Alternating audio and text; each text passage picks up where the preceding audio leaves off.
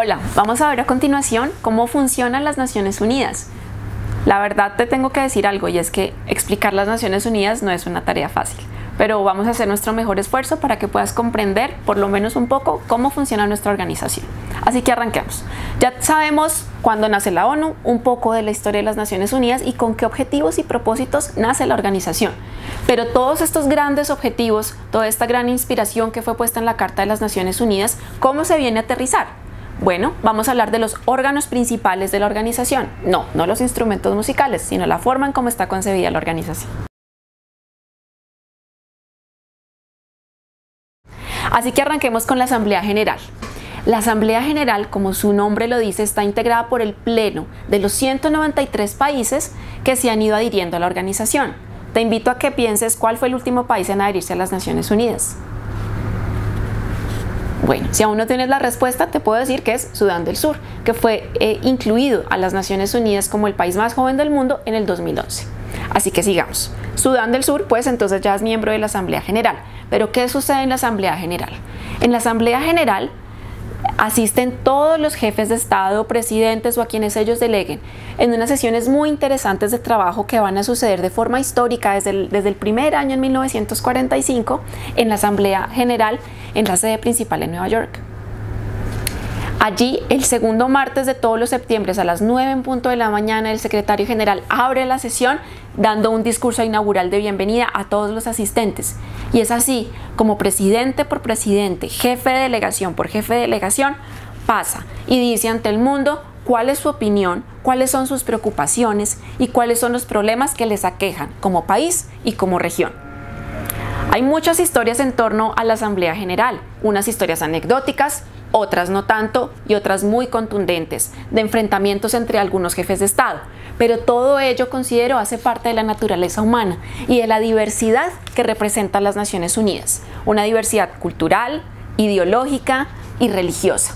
Qué interesante trabajo pues el que se desarrolla en la Asamblea General. Es muy importante que no pierdas en tu mente que todos los estados, todos los países tienen un carácter igualitario en las Naciones Unidas. Eso quiere decir que un país en extensión tan pequeño como puede ser Uruguay, que supera los 3 millones de habitantes, es igual de importante para la organización y para la Asamblea que un país como China o Rusia, que claramente tiene una extensión mucho mayor.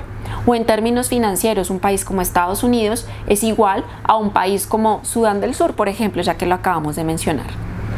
Con este espíritu y con esta naturaleza, lo que se busca es llegar al máximo consenso que se pueda y representando toda la diferencia de ideologías y de pensamientos, pero también para tratar de llegar a soluciones claras y puntuales regionalmente o también integrando países de otras regiones. Pero ¿qué sucede cuando estos jefes de Estado se retiran y se incorporan de nuevo a sus funciones cotidianas en sus países? Bien, se quedan allí lo que se conocen como las delegaciones. Es así como para nuestro caso local, Colombia tiene una delegación que representa al país ante las Naciones Unidas. Quizá habrás escuchado alguna vez en los medios de comunicación, el delegado de Colombia ante las Naciones Unidas dijo, manifestó o participó en. Pues bien, a eso se refiere cuando un funcionario delegado por el presidente de la República o la Cancillería es designado como el embajador del país ante las Naciones Unidas. Sí, es un cargo muy importante, ya que estás representando a tu país ante un organismo internacional. Es por eso que es muy importante lo que digas, lo que manifiestes, porque no va a ser en nombre propio, sino de toda una población. En este caso, que supera los 45 millones de habitantes. Qué interesante, ¿no? Pero también hay que ser muy inteligente y muy audaz para poder representar los intereses de tu país. Así es como las delegaciones tienen una sede permanente en Nueva York. Hay delegaciones de más de 200 personas como la de Rusia, por ejemplo, o algunas delegaciones más discretas que tienen 2 o 3 delegados trabajando de forma permanente en Nueva York.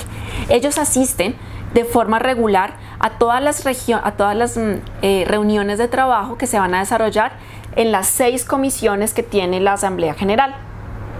Hay una de presupuesto, otra de descolonización, de seguridad, de asuntos económicos y sociales, en fin.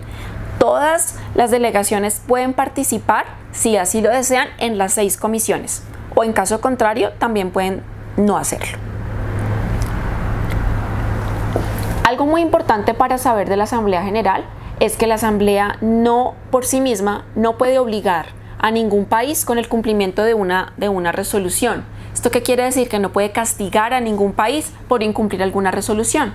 Todos los documentos o todas las resoluciones oficiales que emite la Asamblea General son de carácter casi que de invitación, de sugerencia para que un país deje de hacer determinadas actividades o cambie los comportamientos que está teniendo frente a determinados temas. Ya vamos a ver quién va a hacer las veces de esta naturaleza dentro de la organización que puede sancionar efectivamente a los países. Algo también para notar es que el Consejo de Derechos Humanos hace parte ahora de la Asamblea General y hay muchas oficinas y agencias que hacen parte directamente también de la Asamblea General.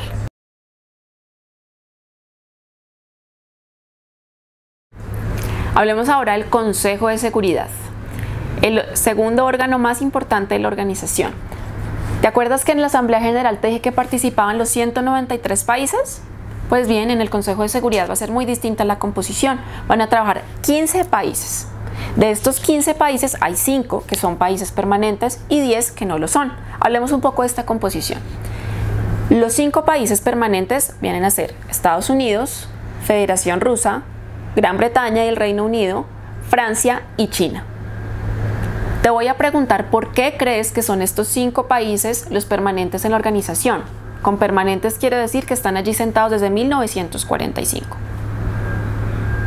¿Alguna idea? Te lo puedo explicar.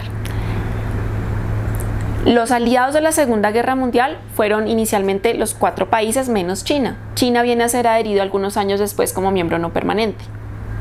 Pero aquí te voy a hacer una pregunta para que la discutas internamente con tus compañeros o con el profesor. ¿Crees que a la luz del 2016 sigue siendo representativo que solamente estos 5 sean los países permanentes ante el Consejo de Seguridad? Dejo la discusión abierta. Muy bien, sigamos. Además de esto, que tienen un asiento permanente, estos 5 países, que se llaman los 5 poderosos, los 5 grandes del Consejo de Seguridad, tienen algo que se llama el derecho al veto. ¿Qué significa esto? Este derecho lo que viene a significar es cuando una resolución muy importante del Consejo de Seguridad necesita ser aprobada, necesita 9 de los 15 votos, 9 de los votos afirmativos para que pase. De estos 9, además, debe tener los 5 votos afirmativos de estos 5 países permanentes. Pero ¿qué pasa si uno o más países emiten un voto negativo?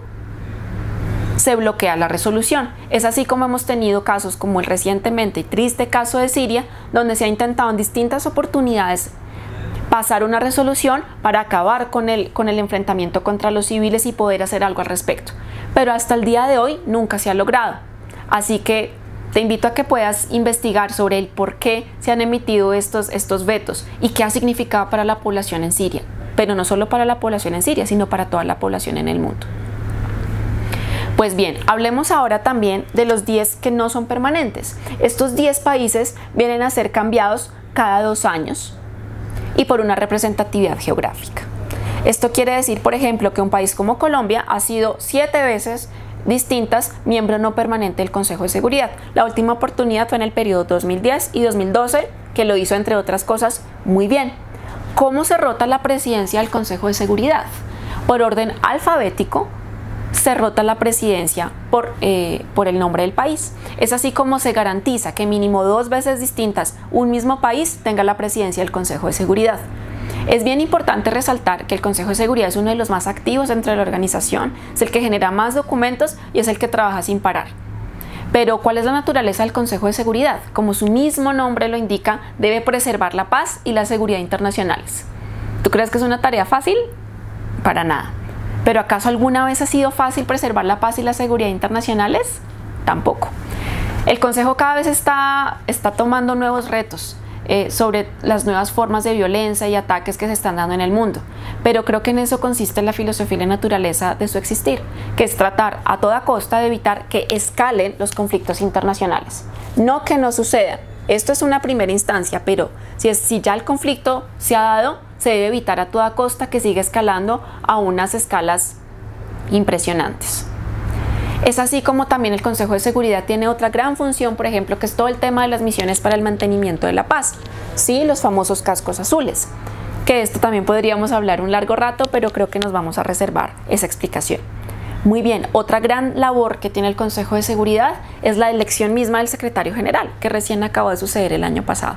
El Consejo de Seguridad es quien recomienda formalmente el candidato o la candidata para que sea elegido secretario general. Te hago una pregunta final para cerrar el trabajo del Consejo de Seguridad.